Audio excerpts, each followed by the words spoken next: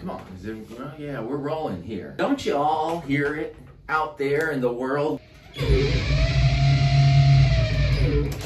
think I about had it then. Hey, it's Fran Capitanelli wanting to talk again. That lead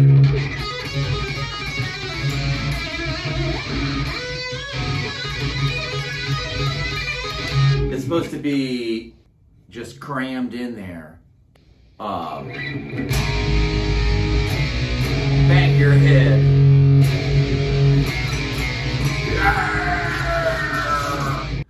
Wear my sunglasses at night. It's got a bang ground, bang ground.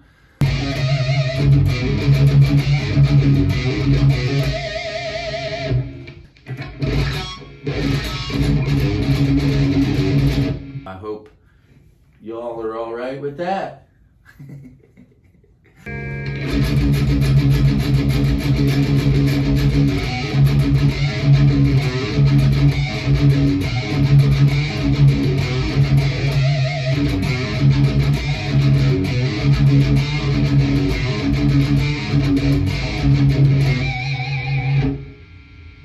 You know, when I was making this record, shit. You know.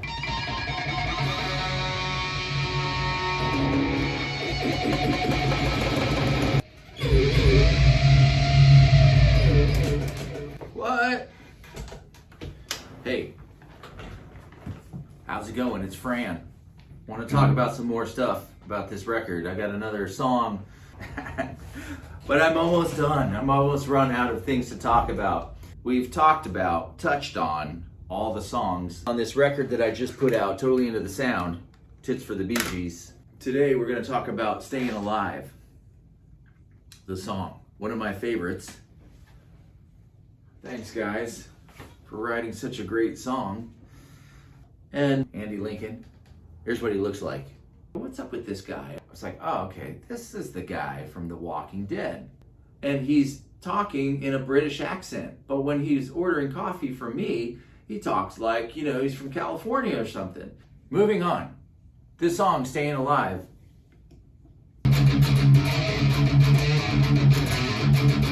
The main part, the first part of the song after that was kind of supposed to be like a Guns N' Roses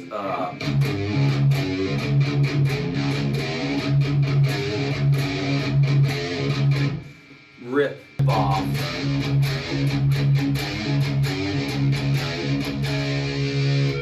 Put it into hyperspace to get a little heavier for these purposes.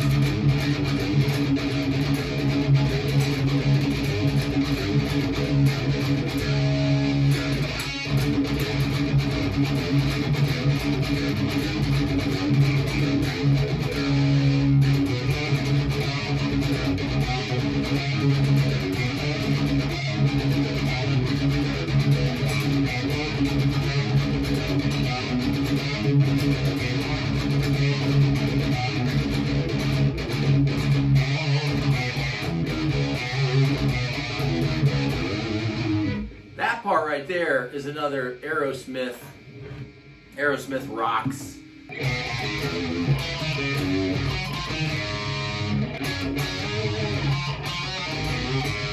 The song Get the Lead Out.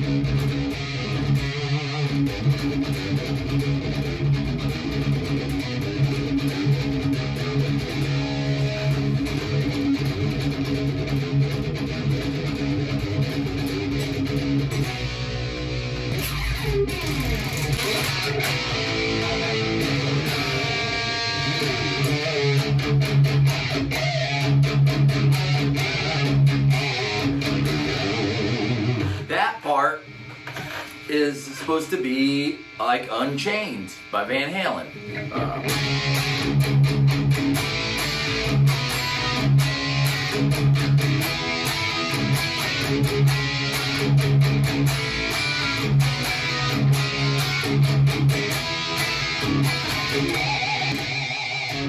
I cannot get there from here, baby, and I don't care where I'm going. Here's to your thin red line. So, you're staying alive. Feel the city breaking and a shaking. You're staying alive.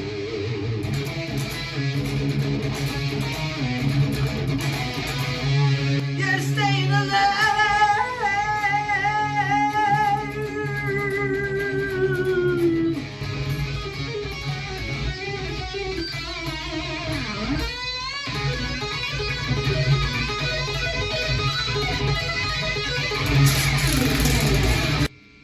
The lead there.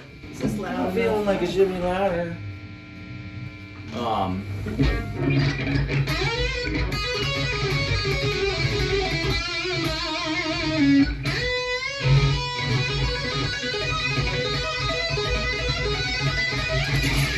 That's from Youre No Good.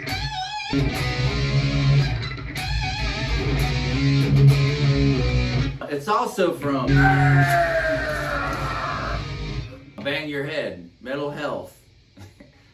The solo in that, Carlos Cavazo, he kind of does a rip on the Van Halen, Youre No Good. I mean, back then, and at all times, everybody is just borrowing from each other. Don't you all hear it out there in the world? The fact that I'm pointing it out doesn't mean that it hasn't been happening all over the place. I mean, you always are hearing something in a song like, oh, well, that kind of sounds like this other song that was a hit, and they're trying to have a hit. And of course, it goes back as far back as rock and roll goes. Led Zeppelin, they were borrowing from everybody before they kind of found their own thing. Everybody does that. And all these bands borrow from somebody else. The Stones, Van Halen did covers forever. They're all kids. All the greatest bands are kids that met in high school and have the same friends and the same vernacular and the same experiences, and then they get instruments and they're copying the bands that they like, and eventually they find their own sound. All the best bands are, guys that are from high school in their early 20s too, and then very few in the 30s. In the 80s, when Edward Van Halen came out and was doing all the tapping stuff, and then all the hair metal bands on the Sunset Strip, then it bled over into the more mainstream, where Wear My Sunglasses at Night's got a bing girl, bing girl. Oh, that was good. Michael Jackson, Quincy Jones, they had the sense to get the master to do it, Eddie, to do the solo on Beat It.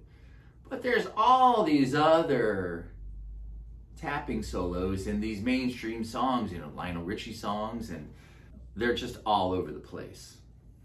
Nobody held a candle, basically, to what Edward was doing. Where are we?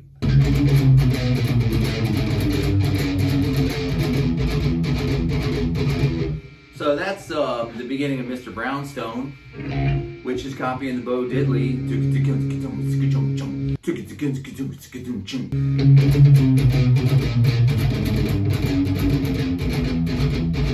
Then it turns into Stevie Nicks, Edge of 17. It's like the one who loves sings the song and sing it. It's a little different. Then it's got the beat to Bring On the Night by the Police, where the kick drums on 2 and 4 and.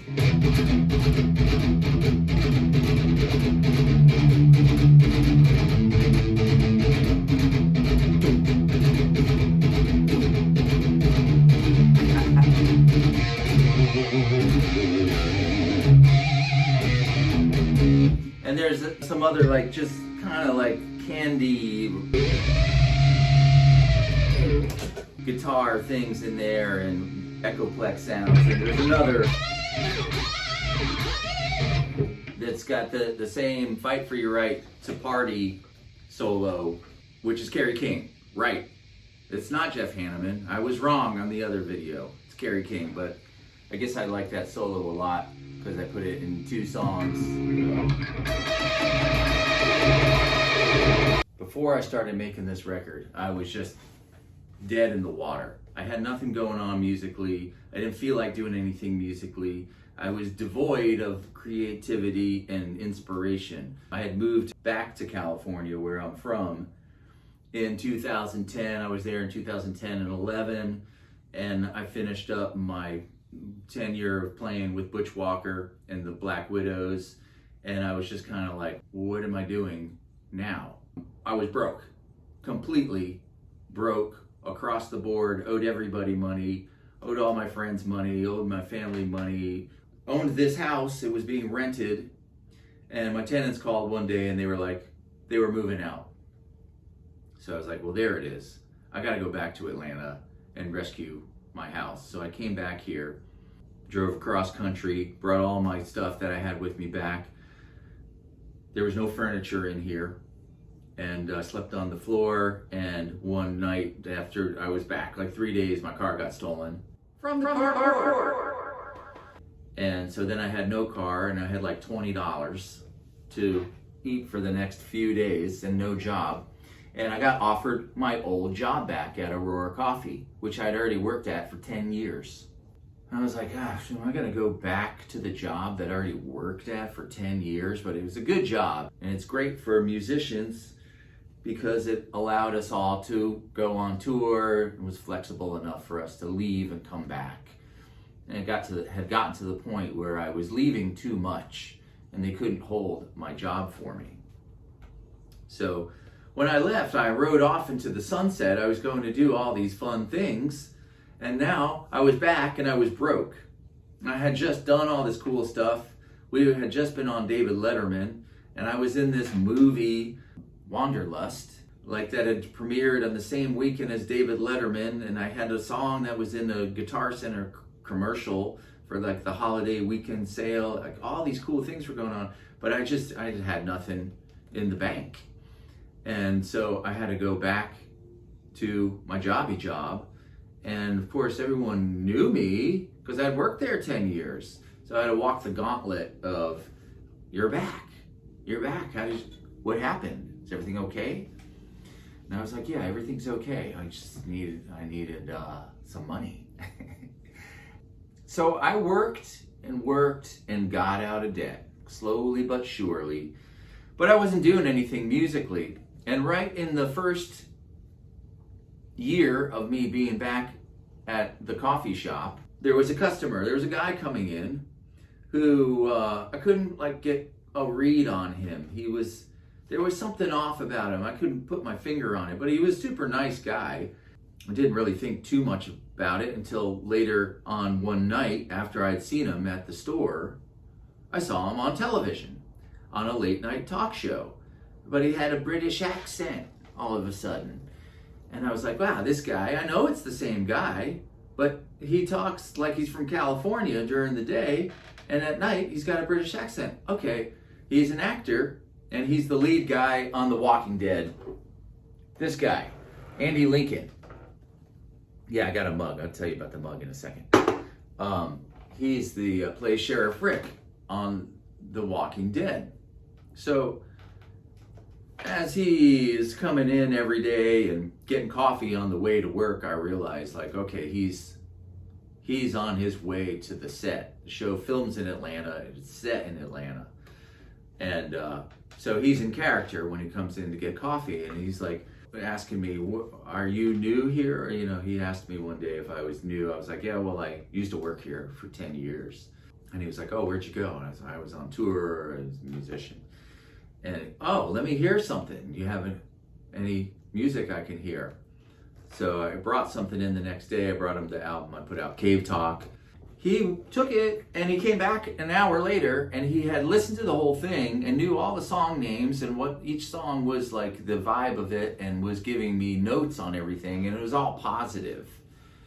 So I was like, that never happens. You never give someone your album and they go and listen to it right away and then come back and give you all this great stuff, encouragement about it. Usually you never hear anything, or you might hear something, oh, I listened to your record, sounds good. But he had like the songs dissected. So I was like, well, that's nice. And he started in on it. What are you doing now? And I was like, I'm just working right now. I'm just like reassessing, trying to figure out where I fit into this whole thing. And he was like, you should get out and start playing again. You need to get something going on. A year went by, another year, and this whole time he'd leave and go away. He'd be done filming for that season. He'd be gone for a couple months and he'd come back. As soon as he got back, he would be like, what's going on? Are you playing? What's going on with music? It's like, nothing is going on. I don't know. I've just been enjoying you not bugging me about it. I like to watch TV right now. I'm watching your show. After a few years of him bothering me about it and me starting to realize, yeah, God, I haven't played in a few years. I don't really have the luxury of letting years and years fly by without doing anything in music. I have to do something. I started recording with my friend Philip Frobos, who plays in the band Omni, and it was before just before they had become a band. And he had these songs and he came over and he recorded his songs we recorded them onto my 8-track cassette recorder. So we put the cassette in and he played the bass line and he sang. And then over the next couple months, I built up the guitars and the drums and other stuff, keyboards, whatever, around it. And we had this little side project that's never come out, but is super cool. I was like, wow. That was like really kind of freeing to work on somebody else's music. It took me out of my box that I was in. I didn't have the baggage of what I was singing about, or the singing even. Well, so when I got done with that, kind of freed me up to do other people's songs. So I was like, well, what if I did that with another artist? Like, what if I did it with the Bee Gees? They'd be the perfect band to do it with. I love them. Their music is different enough from the music I want to play that I could do this whole transformation thing. And the idea started coming together in my head. And then I came up with the band name, which made sense. And I was like, all right, there it is. That's my idea. So the next time I saw Andy, he was like, what are you doing with music? And I was like, I got an idea. All right, let's sit down. We went and we got together outside of me working. And I pitched this idea to him just to hear his opinion. I didn't really want to pitch this idea to any of my friends and like people that I work with. So it was kind of a secret. We were like whispering. And people that I worked with kind of took it as that we were having this like bromance and I didn't want anyone else to get in on it. That's why they gave me this mug so I could drink from Andy's mug every day. But the idea was so crazy, I didn't want anyone at work shooting it down. I pitched it to him. I'm going to take these Bee Gees songs and I'm going to rework them into like a hard rock, heavy rock, metal-ish kind of way. And it's called Totally Into the Sound. The album will be called Tits for the Bee Gees. And he was like, what's tits? What is that? I was like, that's the acronym for Totally Into the Sound. And he was like, oh, totally into the sound. Oh, that the is carrying a lot of weight. And I was like, yeah, well, the whole thing carries a lot of weight to it. I don't know if I'm out of my mind or not. And he was like, well, you might be, but let's hear it. Well, yeah, I don't have it anywhere recorded. It's just an idea. So he's like, okay, yeah, well, you got a week. Go ahead. Great. You know, this is like when you invent the microwave that makes ice cubes in your head, but then you actually you got to go invent it. It's great to think about the invention, but when you have to actually go do it. So I played a lot that week trying to get it recorded onto my phone. I played him Love You Inside Out. He was like, wow, it's heavy. And I was like, yeah, it's going to be, I'm going for a heavier thing. So he sends it off to his father-in-law, who is Ian Anderson from Jethro Tull. And I get this other review back from Ian Anderson through an email that was forwarded from Andy, which was like another like, oh, wow. This is a real thing. Like, he's giving me good marks on the recording that I did on my iPhone. I guess I, do another one. He's like, yeah, give me another one. You got another deadline. So where's the hits? I did this one, Stayin Alive, that I just played for you here, and How Deep Is Your Love, and Night Fever, and had a little mix of hits and the deep cuts. So that's the story of how I got this thing going, and it really is in large part thanks to him that I got off my ass and started doing something. So he finished up filming his last season, and he was like, Fran, I'm leaving, and I'm not coming back. I'm not gonna be on the next season. They're writing me out.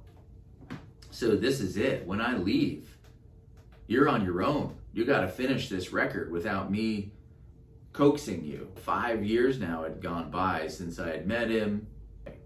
The whole time, he never broke character. He always talked like Sheriff Rick. Keep going, don't stop. Keep trying. It sounds great.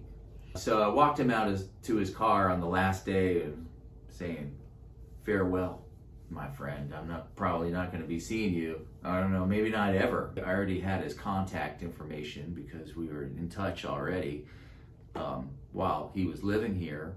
On the way out was the first time that he switched over to his mother language. All right, Fran, good job, and keep going. Don't stop working on this.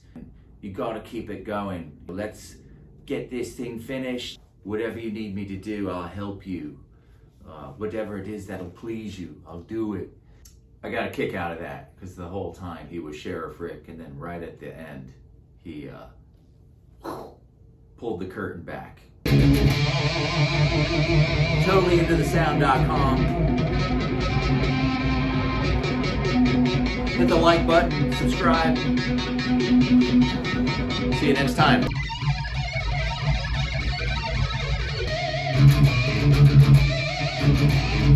Run along.